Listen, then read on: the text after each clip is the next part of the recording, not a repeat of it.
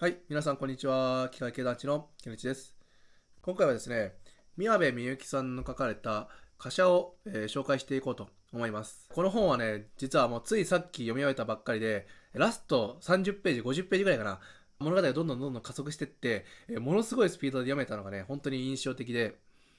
さらに言うとですね、この最後のラストシーンですね、一番最後のラストシーン、これね、実はね、賛否が分かれるラストシーンなんですよ。人によっては、そのラストシーンの後、あと何ページが追加して、その後の経過とかを、記してほしかったっていう人もいればですね、僕はですね、逆に言うと、このラストシーン結構お気に入りでね、そこで終わらせるっていうのも結構すごいね、納得がいく作品だったんですよね。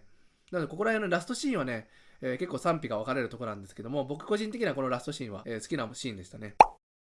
そんな、こちらの貨車ですけども、どんな話かって言いますと、これがですね、借金地獄、カードの返済地獄ですね。クレジットカードっていう便利なものがあるがゆえに、自分の今持っている手持ち以上のものが買えちゃうと。でも今度はその返済に追われて、消費者金融とかに手を出して、借金が始まって、その借金がどんどんね、雪だるま式に膨らんでいくっていう話で、最終的には借金に追われるっていう、サラ金に追われるっていう、それをね、題材にした本なんですけども、いや、これがね、皮肉めいたことを言っちゃうとですね、この当の本人、カードの返済地獄に陥った当の本人の供述がですね、あるんですけども、その供述を聞くと、本人はね、ただ幸せになりたかっただけなのにっていう気持ちで、自分に対していいものを買ったりとか、少し高いものを買ったりとかしてただけなのに、気づいたらもう借金に追われるっていうね、本当に皮肉なことですけども、自分の幸せを望んだとか、自分の夢を追いかけた人が、最終的には今度借金に追われるっていうね、本当に皮肉めいた話なんですけども、ここでね、言いたいこととしてはですね、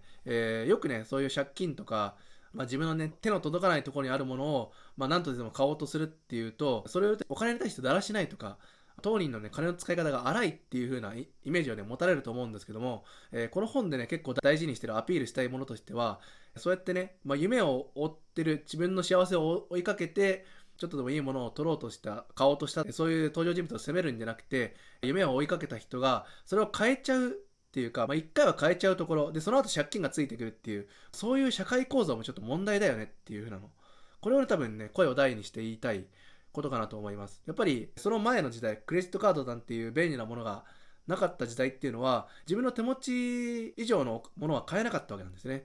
今、100万円持ってますよ。でも100万円を持っている人が、200万円のものを買いたいって言っても買えなかったわけですよ。もちろんカップ方式って言って、分割で返済するっていう方法は、多分昔もあったんですけども、でもそれはやっぱりその当の本人とか店の店主で、そうやってちゃんとこういう返済で返しますっていうのを決めた上で返すわけですから、人と人とのね、合意の上で成り立ってるわけなんですけども、クレジットカードっていうのは別に誰かが判断するわけじゃないんですよね。クレジットカードの範囲内だったら、買えますよと。一旦は買えますよって言って、じゃあその翌月にこれだけ返済してくださいっていう風なことになって、そこで初めてその問題が露呈するんですね。払えないってなって。それがやっぱ問題じゃないかっていうのを多分ね、この、本では、結構強調したいことかなという感じをね、受けました。あとね、もう一個ね、この本でね、結構印象に残った、多分強調したいことだなと思ったことが一つありまして、それがですね、クレジットカードとか、あとは借金とかですね、お金の教育っていうのが、小中高とか、あと大学を終えてもですね、どこでもですね、教えられないんですよ。教えられることがないまま、社会に放り出されて、で、クレジットカードっていう便利なものを持って、そこで初めて苦しむっていう風に書かれてるんですね。これ、本当にね、すごい同意だなって思うのが、やっぱ日本ってお金の教育されないですよね。なので僕もね、実はね、大学生時代にクレジットカードでちょっと困ったことがあったんですよ。返済に困ったことがあって。で、その時に自分が取った方法としては、僕はですね、消費者金融に行くんじゃなくて、分割方式とかリボ払いに変えたんですよ。一括で買ったものを、その後ですね、手続きをして、分割方式とか、あとはリボ払いにも手を出したんですね。そんなことをして、なんとかね、高い利息を払いながらも、ギリギリ返済できたんですよ。そんな感じでね、クレジットカードにも一回、ちょっと困ったことがあったし、なんならね、社会人になってから、お金を貯めるっていう感覚、それをね、身につけたんですよ。やっぱ最初のね、社会人になって手取りをもらえて、最初の数ヶ月、半年間ぐらいかな。半年間ぐらいね、本当にね、貯金が一向に増えない。むしろ逆に減っていくような感じで、その、手取りとして入ってきたお金を全部使っちゃうような、そんな感じになってたんですよ。でそれぐらいね、その、お金に対する知識とか扱い方っていうのは全然分かってなくて、クレジットカードの時も苦労したし、社会人になってからお金を貯めるってことにも苦労したわけなんですよね。だか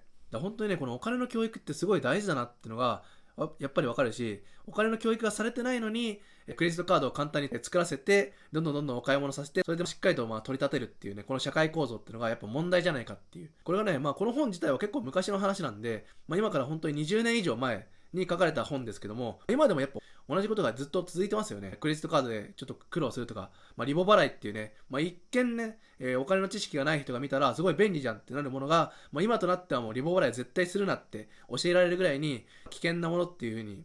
認識がね、どんどん刷り込まれていきますけども、やっぱその、お金に限らずですけども、やっぱ知識がないってすごい怖いなっていう風なことをですね、再認識させられるような本かなと思います。この話は、結構そのお金の怖さっていうのも教えてくれるし、ミステリーとしてもね、結構面白く読める本なんですよ。ラスト30ページ、ラスト50ページが、一気に加速するぐらいにかなり、楽しく読めた本だと思います。なので、結構ね、長い話ではあるんですけども、本当にどんどんスピードよく、テンポよく読めるんで、物語が自体が長いっていうだけで、そんなにね、読みにくさは感じないので、ぜひですね、読んでみてほしい作品かなと思います。はい、それではですね、今回の動画はここまでになります。ご視聴いただきありがとうございました。また次回の動画でお会いしましょう。バイバイ。